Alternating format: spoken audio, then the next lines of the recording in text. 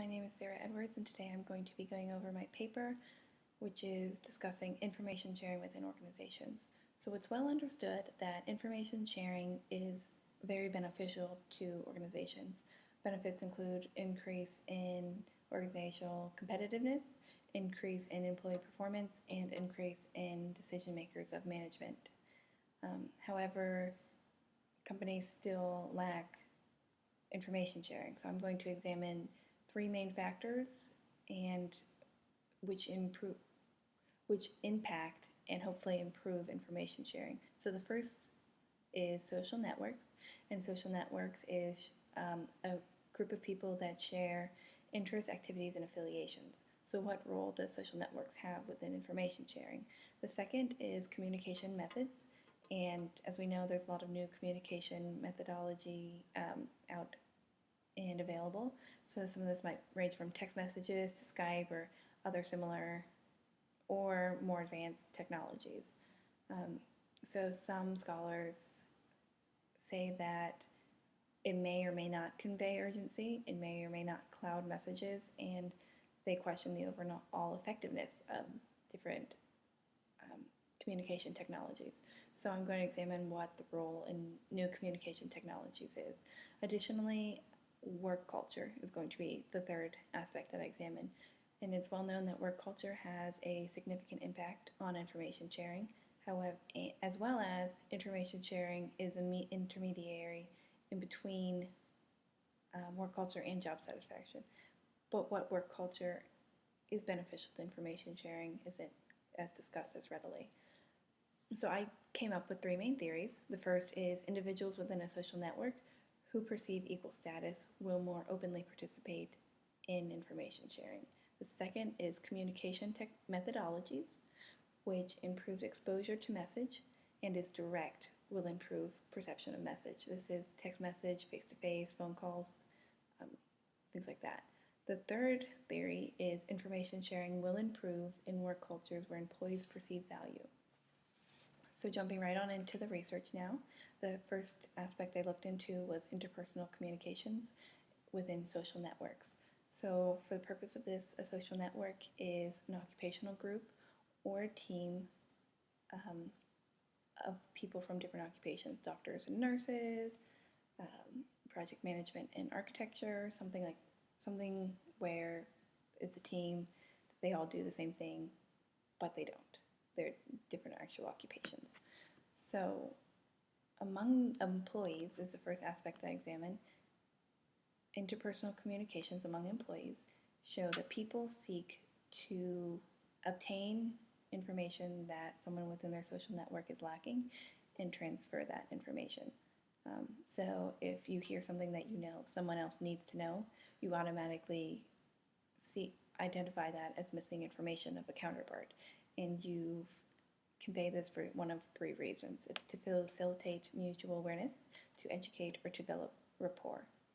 Although it's true that people seek to make this connection in between the information that someone within their social network needs, research also shows that people don't always share information effectively. So among occupational groups, people with a double in status, meaning same occupational group and same team, share information better than single occupational group, which is team but different occupations.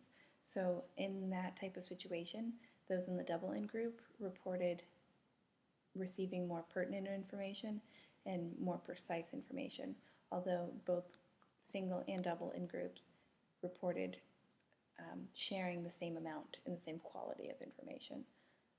So the second aspect I looked in is interpersonal communications among management. So the largest single factor on performance is the ability to communicate with appropriate sources for management. Secondarily is the timeliness in which they can communicate with appropriate sources and get appropriate information. So research also shows that limited social networks is one of the biggest things that hinder better decision making among management.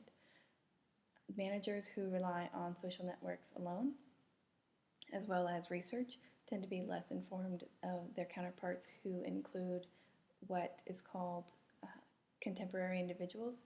And those are people that use information communication technology and are able to reach and understand or reach and tap into a broader aspect of intellect from other people. So, as far as methodologies, critical information sharing, which is information that's shared in an emergency, um, research shows that the most effective way to share within critical information is by sharing 3 messages that are received, and either face to face or phone is the most effective. The most ineffective in an emergency is text message. Also, when talking about methodology as far as social media, research shows that you need to have a strict plan in place prior to implementation of social media. It needs to be monitored and observed frequently as far as quality control, and only motivated and competent people need to monitor and be on these social media websites. Social media does have a big chance of issues for organizations, so it needs to be very closely monitored and by very competent people. Also, as far as organizational blogging for internal members of organizations, that should only be monitored by someone that's intrinsically motivated, because extrinsically motivated people tend to be inefficient and actually cause problems more so for that aspect. And the last one is work culture. And research shows that people who have a higher sense of cultural sensitivity and can participate in intercultural communications more effectively tend to have better information sharing. They also utilize information communication technologies more often, and they have a greater satisfaction of overall work environment. In addition, they have more solution-oriented management styles. Also, people who have a greater sense of cultural awareness tend to be more or have a higher self-efficacy, have more open to experience. They perceive support from colleagues and supervisors, and also perceive a greater level of job autonomy. So this is the type of work culture that facilitates information sharing. So more to wrap that up, it's openness to new cultures, and it's also successful work environments in which the supervisor fosters, as well as employees foster a strong sense of self-efficacy and lend large amounts of job autonomy and freedom to work within it. So essentially, that's my paper in a nutshell. I hope you enjoyed this presentation and learning about how to improve information sharing within your organizations. Thanks.